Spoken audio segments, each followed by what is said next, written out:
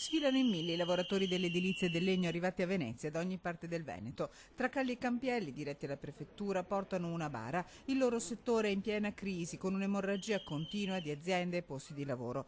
Dal 2008 a oggi 15.000 le imprese che hanno chiuso, 50.000 i posti di lavoro persi e la crisi, che in altre regioni si è fermata, continua.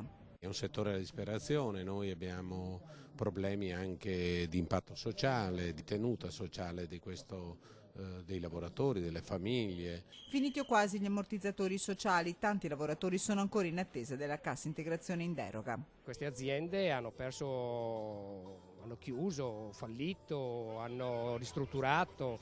Nel settore del legno c'è una crisi spaventosa. Facciamo tutto quello che riguarda i cani fumari e interposte.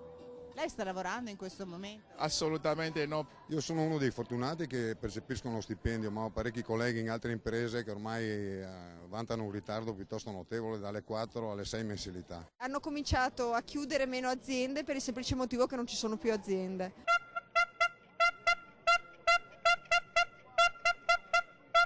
A Venezia se ne sono andate metà delle aziende del settore. A Treviso, compromesso un fiore all'occhiello dell'economia della provincia, la lavorazione del legno.